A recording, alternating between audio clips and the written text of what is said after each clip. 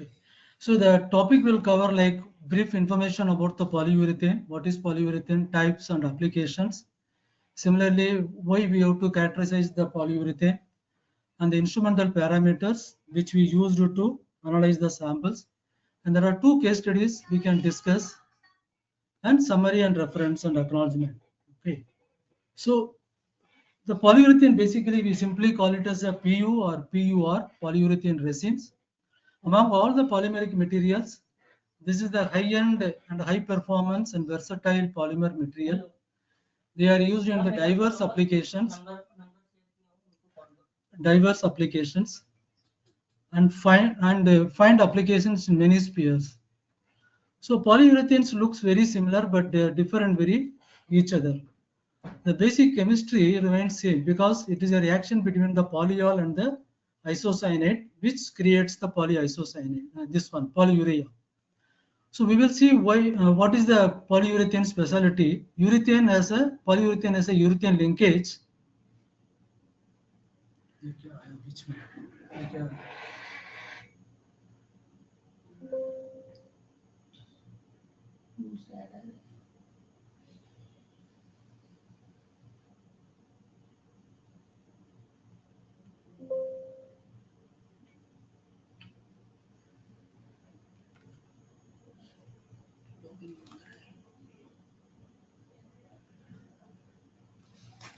Okay, polyurethane contains urethane linkage, carbamate linkage. You can see NHC double bond OO, which is very characteristic of the polyurethane. So, if you see what are the applications polyurethane, where we can find this polyurethane?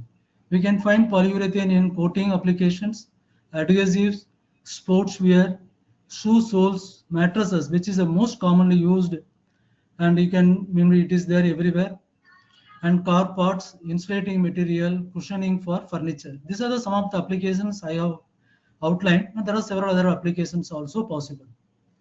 So what is basically polyurethane? So what is the reaction, how it is forming? What are the precursors which are used to create a polyurethane? Basic reaction in polyurethane is the reaction between the polyol and the isocyanate. It could be a diisocyanate. So which forms the polyurethane? Here you can see I have highlighted in green color, that is the urethane linkage, which we discussed in the earlier slide, NHC double bond OO. So here polyol is, it could be a multiple polyols. I will show you what are the polyols possible. Polyol, there are different kind of polyols, polyester polyols, polyether polyols. Polyether polyols, you can say they're like polyethylene glycol or polypropylene glycol, those kind of polyols. Polyester polyols, there are like phthalic acid, adipic acid based polyols. Basically, polyol is a reaction between the acid and the alcohol. Acid could be anything, adipic acid, phthalic acid, benzoic acid, among other acids. And alcohol could be like neopentyl glycol, trimethylol propane, butanediol, diethylene glycol, etc. In this case, they use excess alcohol, and then that acid is completely reacted, and then alcohol OH groups remains unreacted. So which is further reacted with the isocyanate, converted into polyurethane. And other polyols are like polycarbonate polyols, acrylic polyols, and polybutadiene polyols. These are some of the polyols which we come across. There are isocyanates. If you look into the isocyanates, there are aromatic isocyanates and aliphatic isocyanates. Aromatic isocyanates, most commonly used isocyanates are toluene 2,4-diisocyanate. This is called TDI, or 4,4-methylene diphenyl diisocyanate. This is called MDI. And this is used in multiple applications like adhesives, coatings, or mattresses, many things. And aliphatic isocyanates, like it is a hexamethylene diisocyanate, we can call it as a HMDI, or isophorone diisocyanate, this is IPDI. This is find wide applications in the adhesives industries. So this is the basic precursors which is used in the polyurethane preparation, polyol and the isocyanate. So if you compare it to other polymers like acrylic polymers or styrene acrylic polymers or other polymers, these polyurethanes are little complicated, complex molecule, because multiple precursors are used in creating a polyurethane. So it is essential to understand, identify each precursor from the polyurethane material. So why we have to do the characterization? So there are many reasons could be. One is the complaint issue. If you find any complaint, how we can resolve? Is there any difference in the constituents? That way it will be helpful. And to evaluate any reference or benchmark sample to understand the trend in the marketplace, what is happening in this. So most commonly used technique is FTIR, which differentiates the different polymer material, but it's not helpful in identifying the monomeric precursors, which is used in making these polymers. FTIR is most frequently used technique in most of the laboratories, but it will help you to differentiate whether it is a polyurethane paste or something else based on the urethane linkage. Similarly, NMR also can be used. If you know the precursors, you can quantify and you can confirm. So what is the way to confirm the precursors which are present in the polyurethane? So detailed molecular chemical constituent analysis possible with the pyrolysis GCMS. Pyrolysis GCMS not only identifies the precursors, also provides other informations if any other additives also there or not. So mostly we will concentrate on how the precursors can be identified using these techniques. So the instrument parameters just I have outlined. The pyrolyzer which was from EGA PY-3030D from Frontier Labs, Japan. And there are two techniques we have used. One is a single shot pyrolysis, that is also called the flash pyrolysis. Furnace temperature was 600 degree, interface 300, and pyrolysis time was 0.2 minutes. Multi-shot, double shot, we did two steps. One is up to 400 degree, second step up to 600 degree at the rate of 40 degree heating rate. And GCMS parameters as dB5 column, 30 meter, and injected temperature 290, the mass range 35 to 600, scan mode. The sample weight which we have taken for both analysis was 0.1 milligram. And then that interface, MS squared, MS source, and everything is given here, temperatures. So this is the parameters which we used. Under these conditions, we have generated the data, and we have identified the precursors using the single shot as well as the double shot, multi-shot pyrolysis. We will see why we have to use multi-shot pyrolysis then the single shot. What is the advantages? What is the pros and cons now? So I have taken two case studies. It's a very simple, straightforward case study. First one is a very simple. Where here they are used only the one polyol, one isocyanate. Polyol is nothing but polypropylene glycol. That is a PPG, which is comes in a different molecular weight range, say PPG 2000, PPG 3000, PPG 4000, which is the only distinguishable parameter, but we can identify whether it is a PPG based or it is any other polyol based system. Second thing is isophorone diisocyanate, that is the aliphatic isocyanate, which is used in this preparation of the polyurethane. So these two reacted and then final polyurethane created. Now we will see what is the data we got from the pyrolysis GCMS analysis. This is the first data. This is the single shot pyrolysis, 600 degree, as we discussed earlier. For 0.2 minutes, the pyrolysis was done. So this is the overall total ion chromatogram, TIC. You can see multiple peaks. There are several peaks, not only the beginning of the things, at the end also, and the middle you can see there are 5 minutes to 10 minutes, 15 minutes to 20 minutes. There are several peaks are observed. So what are those peaks? First peak was found to be a carbon dioxide and some amine, isopropyl amine. Peak 2 we have mentioned there. It is a propylene oxide. And 3 and 4, only the major peaks I have noted here. There are several other byproducts have been formed during this pyrolysis. So, and peak 5 and 6 comes from the isophorone diisocyanate, which was the precursor used in preparation of this polyurethane. And we got small peaks, say peak number 8, which indicates the probability of presence of polypropylene glycol. So what we are trying to say here is this single shot pyrolysis total ion chromatogram is very complex. There are so many peaks. interpretation of entire all the peak is very cumbersome and the not possible also, because it is all are not coming from the precursors.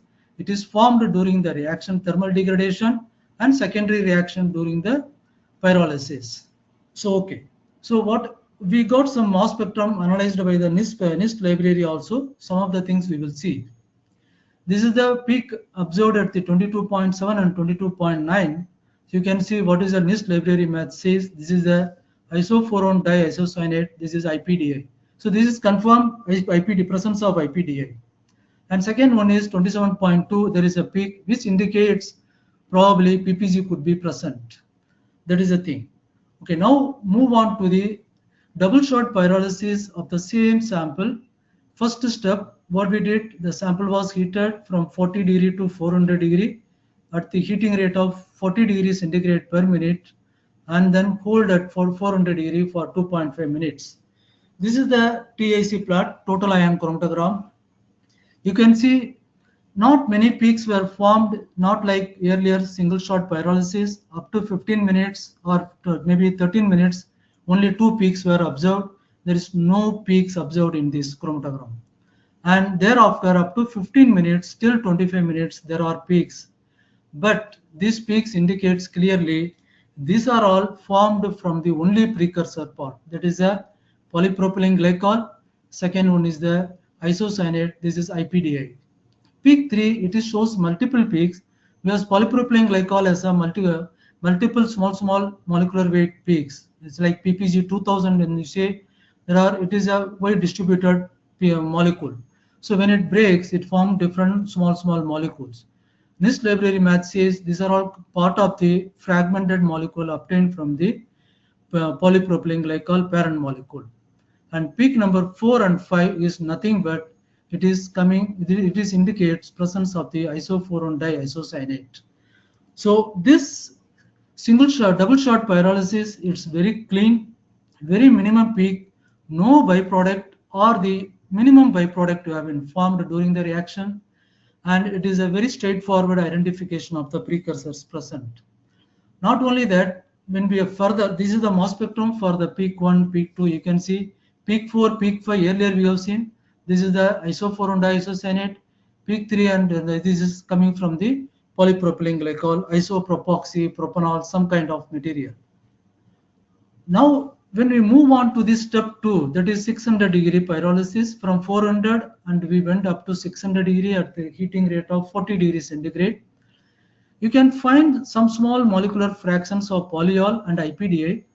This clearly indicates the PPG, which was used in synthesizing the polyurethane, has some high molecular weight fractions. Because of the high molecular weight fractions, these fractions didn't get pyrolyzed at 400 degree, and it got pyrolyzed, fragmented when we further heated to 600 degree. So in single shot pyrolysis, we could not able to confirm whether what is the molecular weight kind of molecule present, whether it is a narrow distributed or is there any high molecular weight. But double shot pyrolysis also indicates there is a possibility of presence of high molecular weight PPG molecule, which is reacted IPDA, which is getting pyrolyzed only at between 400 to 600 degree. This is another very good information we can get out of this analysis. This is one of the example, very straightforward, one polyol, one isocyanate. We will move on to the second example. Now, this is a very important thing. We will compare all 3 total ion chromatogram obtained from the single shot, double shot, step 1, double shot, step 2. If you see the single shot, there are multiple peaks from the entire chromatogram, starting with 3 minutes, 2 minutes, till you can say 30 minutes. There are peaks continuously eluting. These products these are all fragments formed or the degradation products obtained during the pyrolysis. But when you look into the double shot pyrolysis step 1, you have no peaks till 15 minutes. Then thereafter you have only the peaks which are coming only from the precursor. In 600, that is also very small fractions, which indicates high molecular weight fractions. This clearly demonstrates how the double shot pyrolysis is very helpful in minimizing the formation of the byproducts or the secondary thermal reactions, and resulting only in the formation of the precursor related molecules only. So this is a very, very important, this one point, we have to note this. So we move on to the second case study. This is, here we have taken a little bit complicated polyurethane, because the earlier we are used only one polyol, one isocyanate, but here we are used three materials which is used in the polyol. One is the THF, tetrahydrofuran, butanediol, and adipic acid. This forms the constituents of the polyol. And isocyanate, there have been two isocyanates used. Both are aliphatic isocyanates. One is isophorone diisocyanate, second one is hexamethylene diisocyanate. So just think over it. When we react to all the things, the molecule which is going to form is more and more complicated, because there are 5 major constituents which are involved in this reaction. So we will see how the single shot and double shot is going to play out now. This is single shot pyrolysis. You can see there are multiple peaks formed. We have noted only the few peaks starting from, say, peak 1, peak 2 up to peak 9. We have used NIST library to identify what are the probable components. These probable components are like earlier, because of the pyrolysis at 600 degree, carbon dioxide formation was observed, and small molecule like amines and other things also observed. So byproduct, there are peak 2 is the byproduct, and peak 3 indicates there is a THF presence directly, which is coming from the poly THF, and peak 4 is nothing but adipic ketone. This indicates presence of adipic acid in the molecule. But when we go further, you find only there are peak 5, which is the major byproduct formed from the adipic acid, and there are peak 7 and 8, which indicates presence of the isocyanate, isophorone diisocyanate. Peak number 5 is nothing but this HMDI, and peak number 9 and peak number 6 are byproducts. So you can see there are several other peaks which we have not marked here, but which are all forming during the pyrolysis. Now we will see how the double shot pyrolysis helps.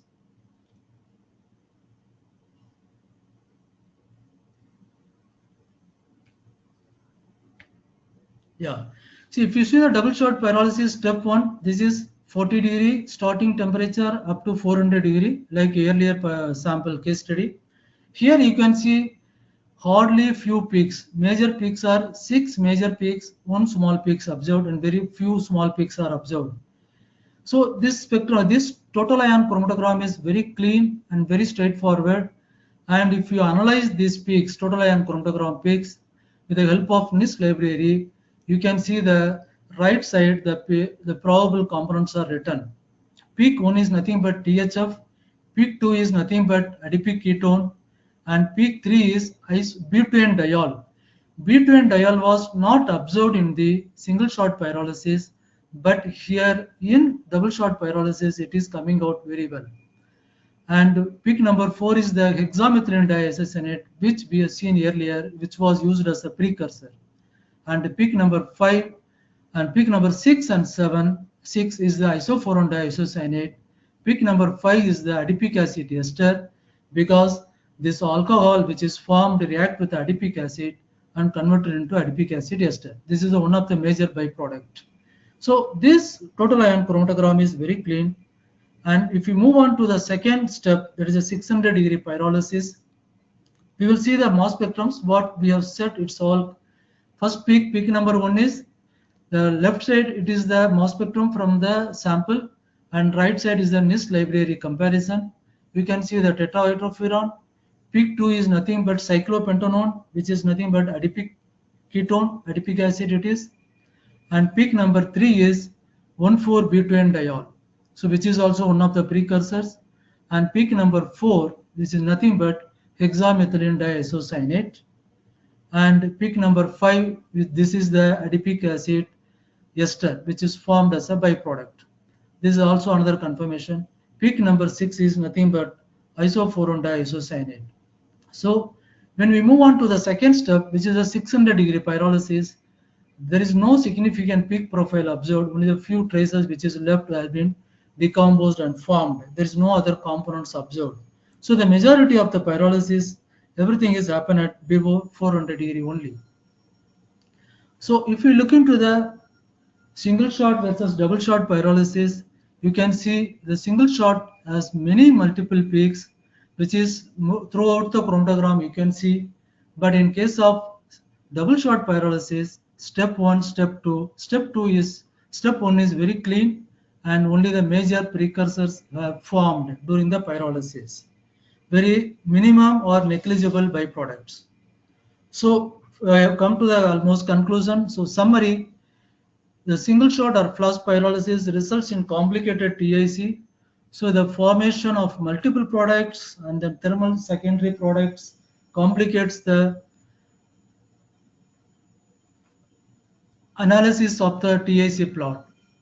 Due to the high temperature, some of the constituents have been almost lost or converted into other components. And on the other hand, double shot pyrolysis provides very clean TIC plot with a minimum byproduct. Not only that, double shot pyrolysis, all the constituents have been identified and accounted for, but not in the single shot pyrolysis. So double shot pyrolysis not only provides information about the high molecular weight species, which we have seen in the first case. So even though time required is more in double shot pyrolysis, its benefits outweigh the shortcomings observed in the single shot pyrolysis. So references, some of the references which I referred during this preparation of this PPT, and the acknowledgement to the Pyro-SEA forum and the R&D leadership at Pidilite and Pradiksha Power, my colleague at Analytical Lab, and all other colleagues at Analytical Lab for their wonderful support. Thank you. Thanks a lot. Thank you, sir, sharing your wonderful work on this polyurethane characterization. So there will be few questions, but before we go for the Q&A session, I request Professor Suwade from Thammasat University to share about our upcoming Pyro-SEA Forum annual meeting, which will be held at Thammasat University. Okay, so then we will discuss on the Q&A. Professor Suwade, I am making you as a presenter to brief about the Pyro-SEA Forum meeting.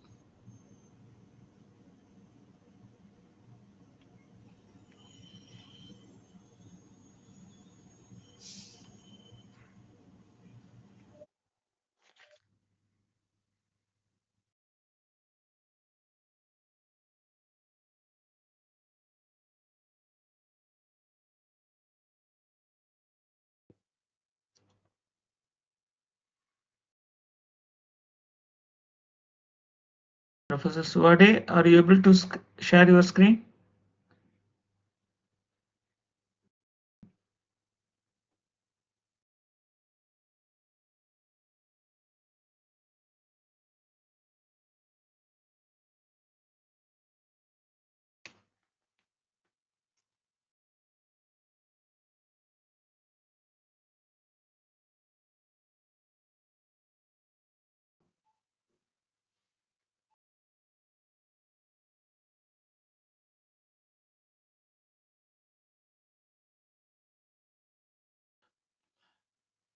Yeah, she's trying to upload the PPT. Please allow her to do that.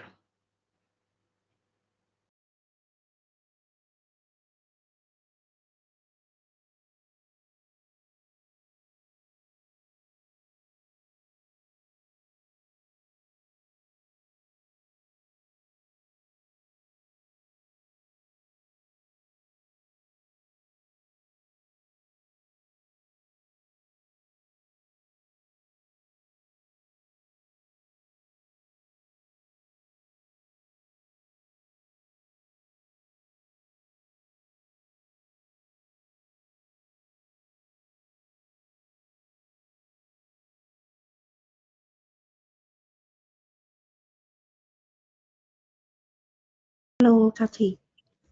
Yeah, we can hear you, but yeah, please share your So screen.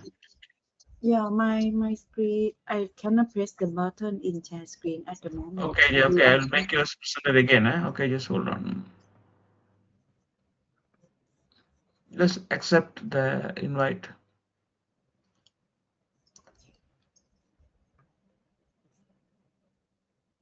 Yeah. Okay, did you see my screen? Yes, we do. Yeah. Okay, so you see a Pyro-SEA website, right? Yeah. Is Okay. it Yeah. on Okay. screen already, right? Okay, so Yes. before this one is officially announcement. So you see my screen on the video presentation. Mhm. Yeah. Okay, okay. So you need to see your post about Pyro-SEA. So this time we organize. You hear me?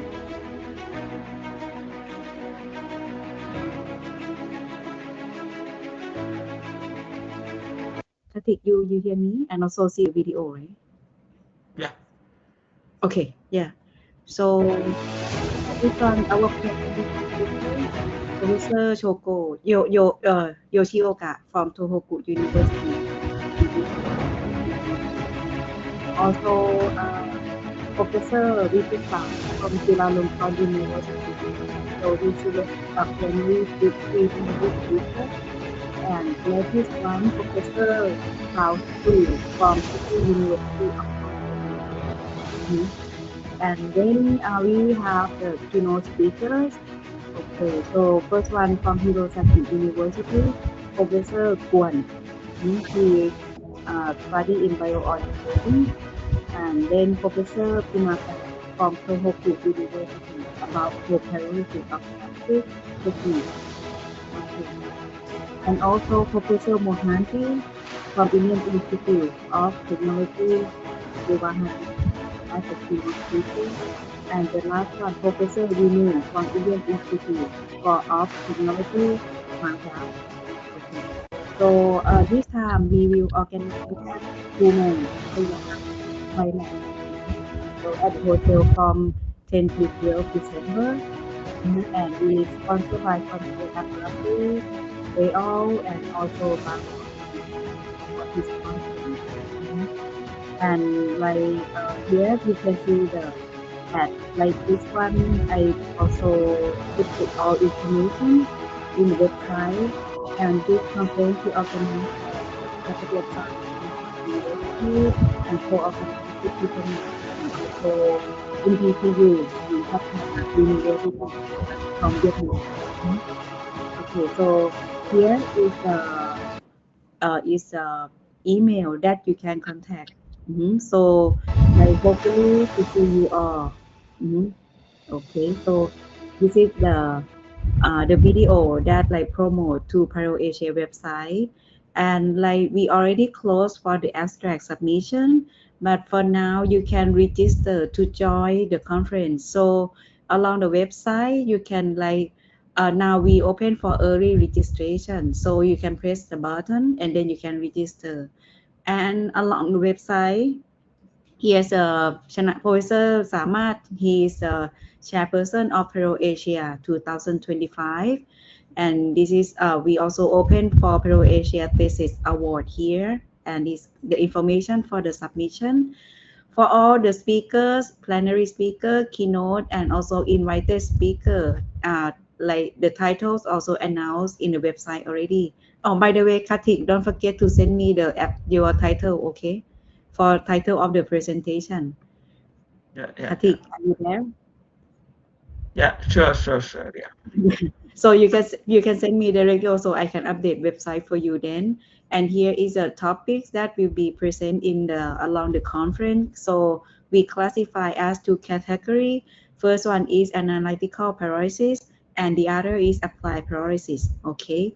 And here's the conference venue.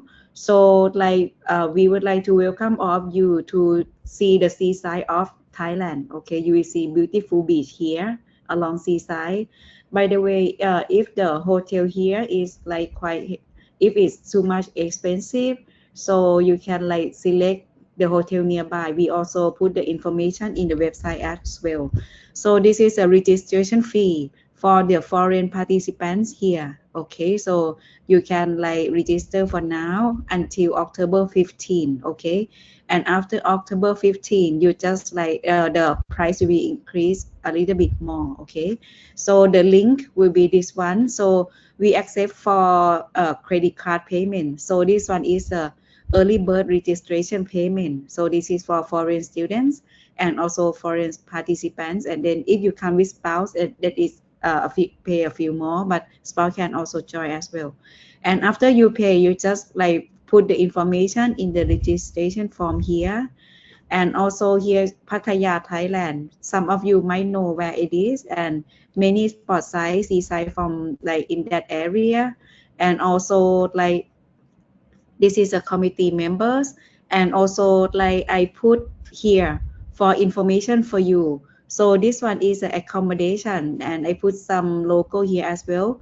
We will organize at Pullman Pattaya Hotel. Okay, and then all of this is a hotel that some can walk but some need to drive. Okay, and for the second row here is a hotel that is a reasonable price and also that is walkable distance. Okay, so you can like see all information here, and I also place the link of these together. And this is a transportation, so from Suvarnabhumi airport to Pattaya city. Okay, and that's all information, Kati. Okay.